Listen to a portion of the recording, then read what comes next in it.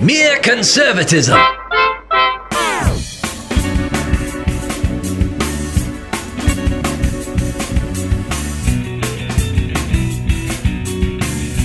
I'm Cleve Walker and David Perry, and this is Mere Conservatism.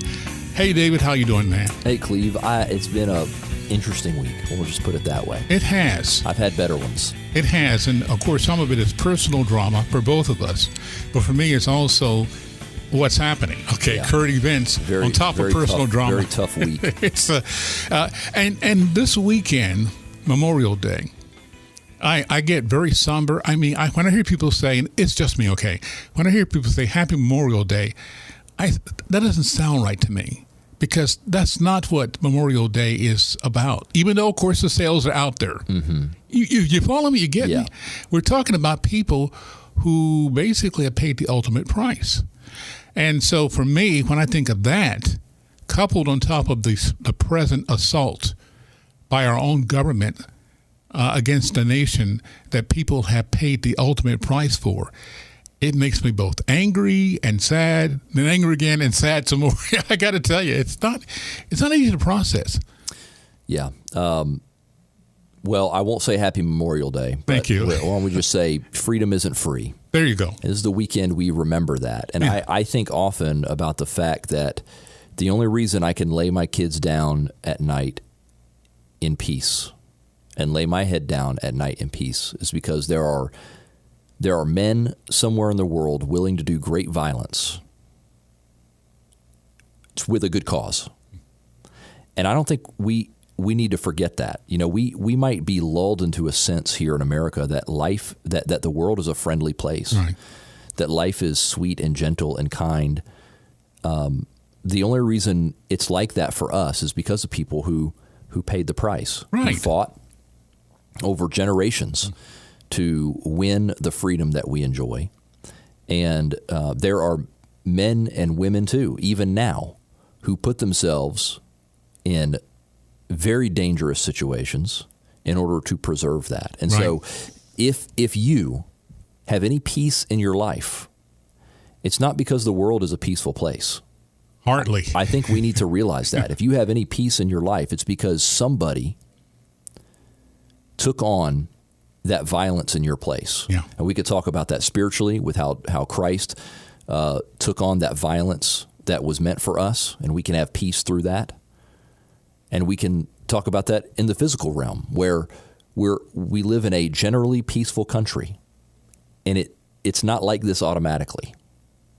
And it's one reason, David, why I think we should never give up, and actually probably need to redouble our efforts to spare this country what's happening to us. I mean, like I said, freedom is not free. A great cost was paid for the experiment known as America. And when I see the forces arrayed against us, again, forces in our very own government, I don't want their blood to have been shed in vain. I just don't want that to happen. And really, it has a lot to do with men. How so? And this is maybe a little politically incorrect, but mostly, we talk about Memorial Day, it's mostly men who have paid the ultimate price and given true. Their lives for you can't for argue our with country. That. Yeah. Mostly men. And there's been a lot of talk lately, maybe not as much extremely lately, but for the last several years, toxic masculinity and what that is. Oh, yeah. And how men are supposed to behave. We see things that happen in our world that are happening in part because of the failure of men. You know, we're probably going to talk about a shooter in just a little while who apparently didn't have any male influence in his life, very little, if any. And, it's a very manly trait to be aggressive. And what happens with men is that is directed one way or another. Either positively, it's directed or positively or to protect others and to be aggressive in a proper way, like men who charged into a building to take down an attacker. Or it can be done in a very negative way, a cowardly way, which is just being aggressive towards people who can't fight back and are totally innocent. Gang violence. Gang violence or school shooters. Yeah. So people want to act like being aggressive and being manly is a bad thing. It's not. It's actually a very good thing. It needs to be done appropriately. But we need men to do these things, right? And we need men to be this way. And it has never been to me just a coincidence that all of the policies of the progressive philosophy ultimately is an attack on men. Some may say mainly white men, which, that would include you. But as a black man, I also feel this attack on being a man, on manhood and what it traditionally has meant. Me being the protector of my family, progressivism takes that out of my hands and say, no, we'll take on that responsibility. You go do your thing. So I think you're right about what you're saying. And when it comes to being a man, there's a difference between being peaceful and harmless. If you're a peaceful person, I like that. The indication is, Cleve, you're a peaceful person. I am. But the indication when I say that is the idea that you are capable of great violence. You're capable of that. You're peaceful because you're not. That is not your inclination. That is not your first response. If you are incapable of force and violence and aggressiveness, that makes you harmless. That's not the same thing. Yeah, I agree. And as men, we need to be peaceful, not harmless. I'm going to go so far as to say manhood and masculinity, I think as you and I are referring to, again, I blame the progressive movement on this. They have literally neutered men. Okay, I can't think of a better way to do it. Basically, they want us harmless. They want us speechless. They don't want us standing up. They don't want us exercising leadership. They don't want us doing any of those things. And unfortunately, a lot of guys have begun to comport themselves in a way to fit that false ideal. Mm-hmm. I see it all the time, and it's one of the things that, again, can infuriate you if you let it. But again, hey, we're going to talk about some other issues, but I'm glad you brought that up, David. It's a good backdrop for what we're going to talk about I today. think it's more important because if you don't have that backdrop, some of the topics we're talking about now make no sense. They make no sense, or they are literally just a mystery. But if you understand what has happened to produce some of these results and what the philosophies have brought about, what modern day groupthink has brought about, then I think we have a greater appreciation of what you just said. Well, one of the things that kind of bugged me, but at the same time I know it has to be done, was the instant analysis on the action of the police, okay? We're talking about now the shooting in Texas. In Uvalde, yes, in Uvalde. The tactical team that killed the Uvalde school shooter reportedly arrived at that school earlier than was previously known, and they were delayed in entering the building. Two officials briefed on the situation told the New York Times that specialized Border Patrol agents arrived at Robb Elementary School between 12 in the afternoon and 12:10, and that's about a half an hour earlier than was previously thought. Additionally, officials say that the Uvalde Police Department held the Border Patrol agents from going inside for a while. So there was some miscommunication, there was a misunderstanding that may have cost lives. My concern about all this is, okay, we do need to look at the situation to see what we could do better.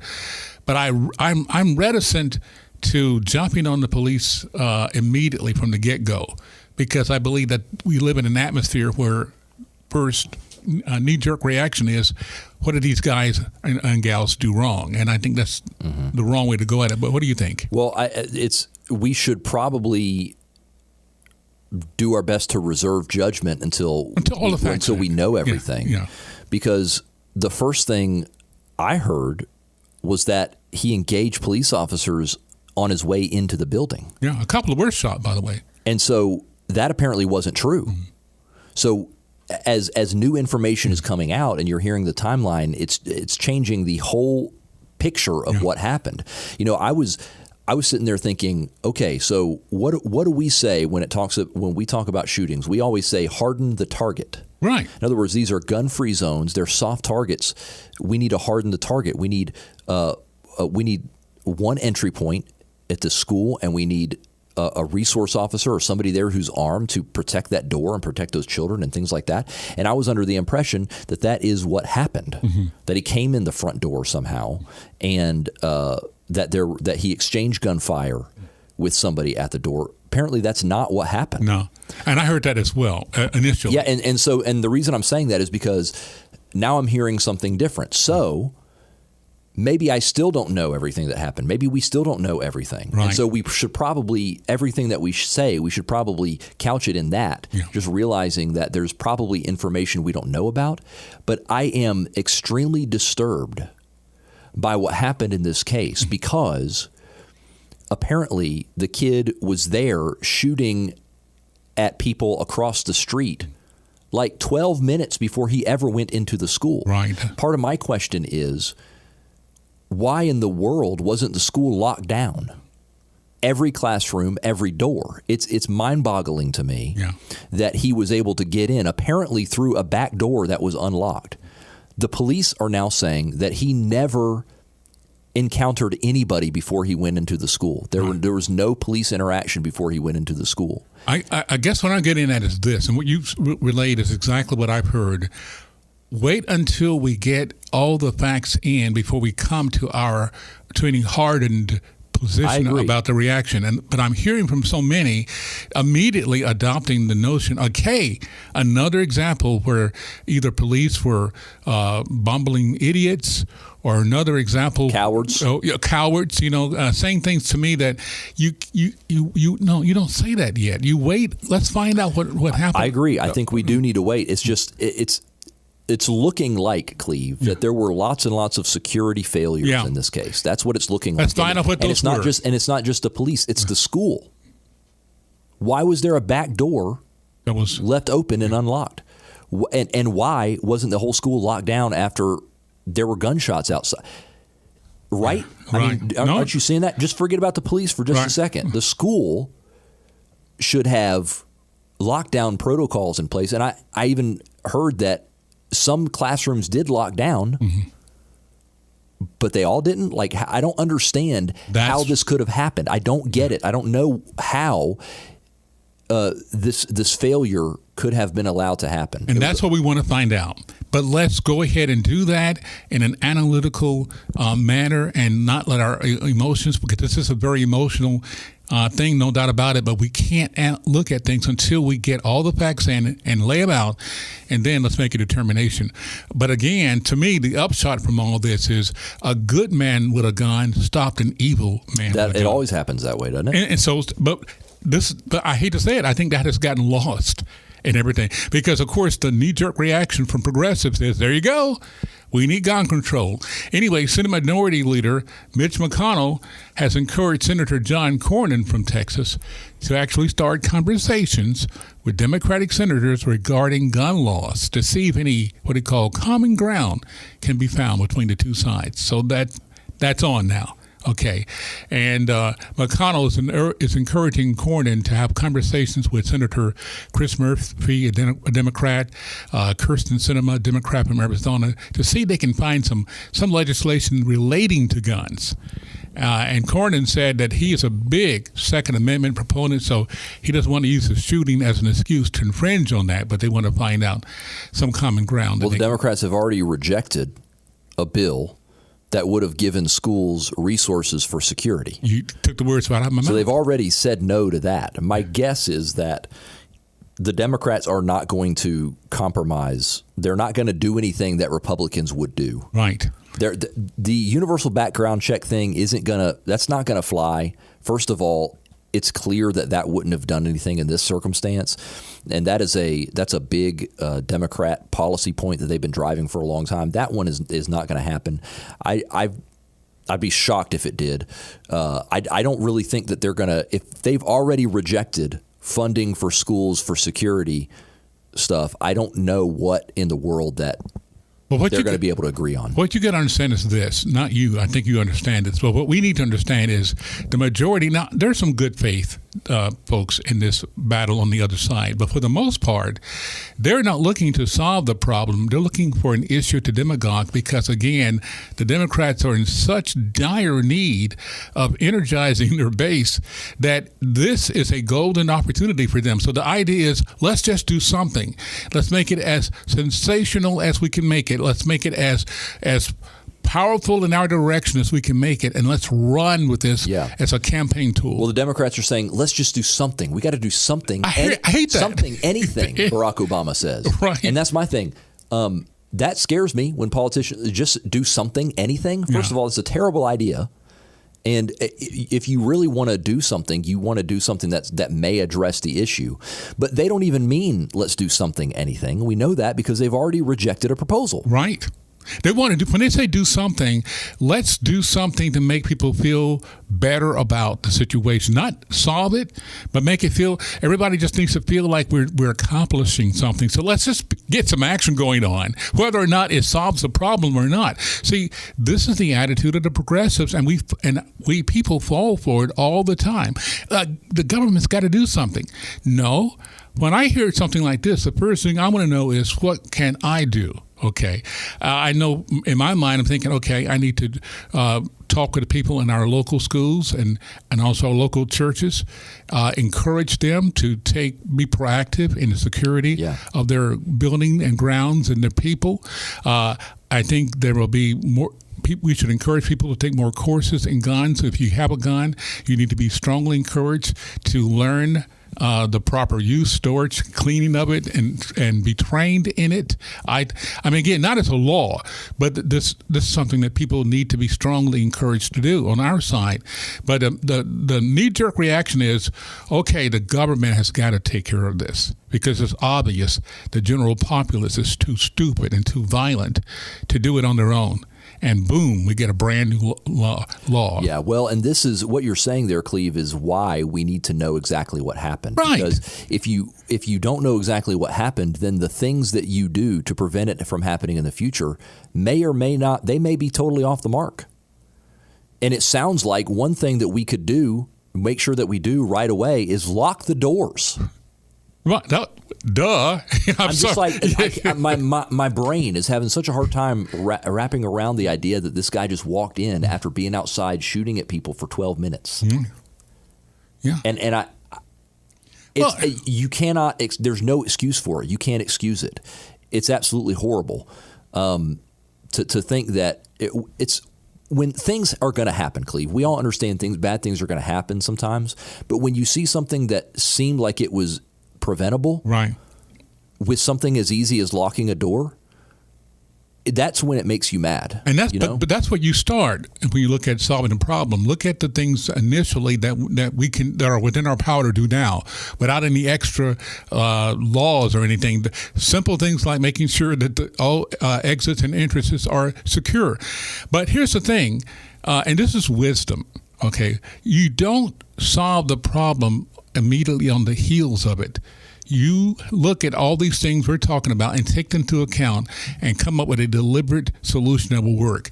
The knee-jerk response by the progressives, which they deal with emotions, is while you're high emotionally, let's get something done. Well, and the reason they do that, Cleve, is because they have right over here in the corner, they have this whole batch of policies that they want. Yeah. They already have their stuff pre-done. All right, this is the policy I want. This is how I want to move the ball.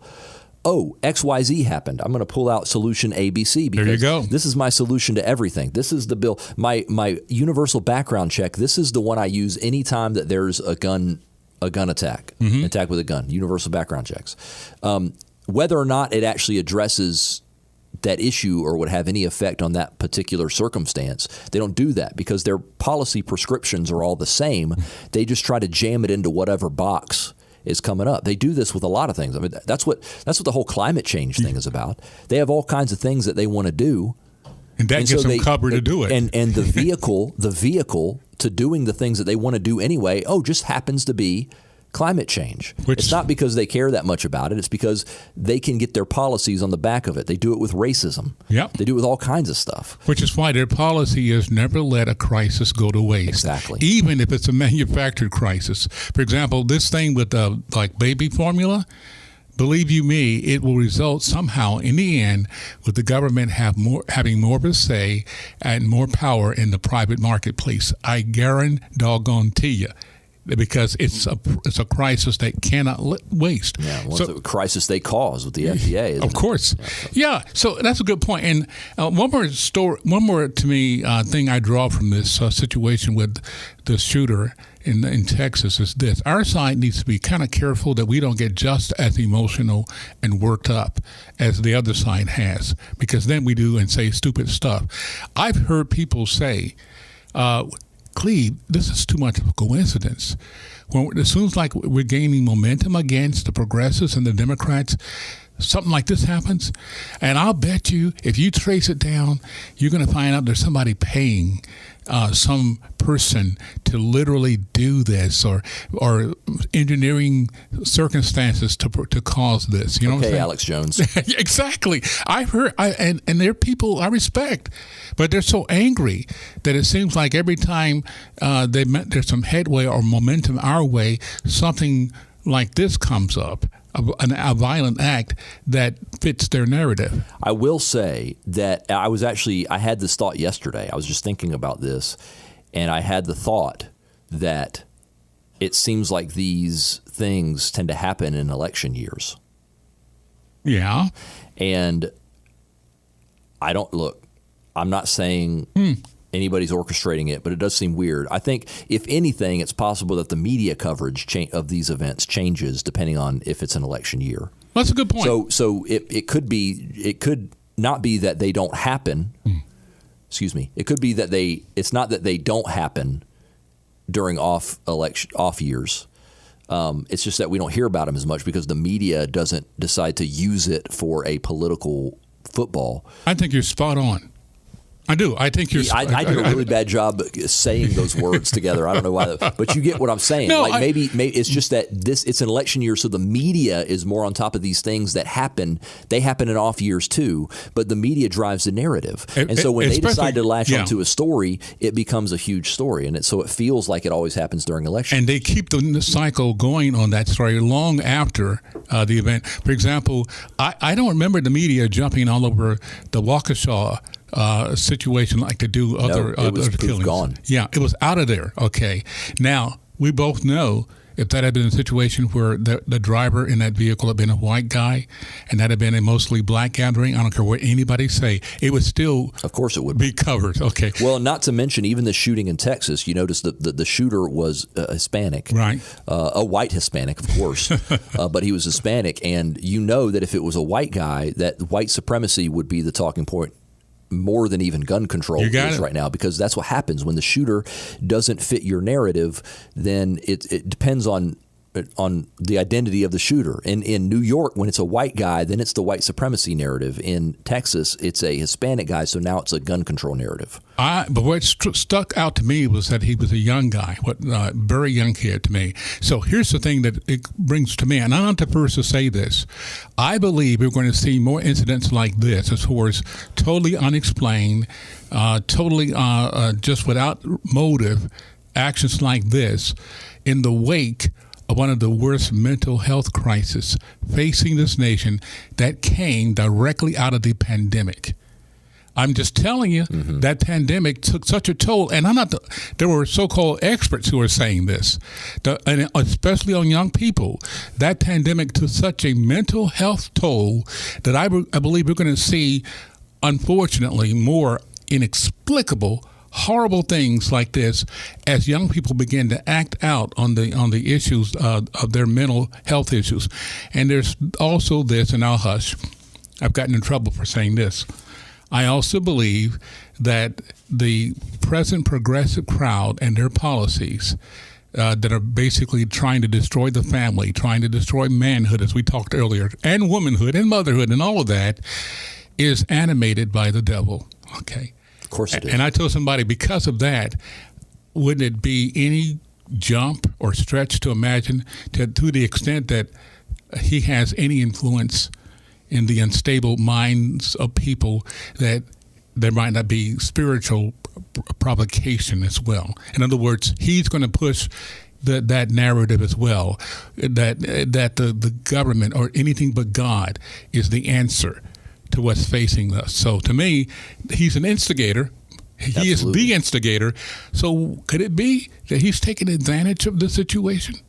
I think that's absolutely the case. But some people look at me and say, the devil can't make you do anything. That's not what I'm saying. I'm saying he takes advantage of the atmosphere of chaos and confusion and fear, and he's a tempter. Isolation. That's, right. You talked there about the isolation and bottling people up for the last few years, and especially how that might young affect people. young people, and how it might affect young people who might already have some issues like this guy did. He had terrible issues, by the way. Yeah, horrible. It's not good for us to be alone, and isolation can really, really, really affect people in a very negative way. And there's a lot of people who have dealt with that here recently. So I have no doubt that is the case. No doubt at all that the enemy doesn't use that spiritually to prompt people who might be, especially people who might be predisposed. They feed that. Right. That the enemy feeds that, and then maybe puts thoughts in their brain about what to do about it. Those kinds of things. I don't think that's out of line at all, Cleve. And there's a lot of talk about mental health as well. You know, anytime somebody does something like this, there's a mental health issue there. Component, sure. There just has to be. But the absence of a father in this kid's life, again, is going to have negative repercussions that now has affected the lives of 21 other people, right? In a drastic way. But it seems like it's much more common, obviously, for you to lack a father than it is for you to lack a mother. I agree. It's very sad. And moms will be the first to tell you they need the fathers to come alongside them and be the man and the leader that the society desperately needs. David, great way to end it. And folks, if they want to hear the entire conversation or join us in the middle, can do. Yeah, check it out on Facebook. Just search for Mere Conservatism. On YouTube as well, MereCon Media. And on Apple Podcasts. Check it out. And sometimes, even though it seems like the fight is over with, it's not over with yet. That's David Perry, and I'm Cleve Walker, encouraging you to keep the faith and join us in another edition of Mere Conservatism next week.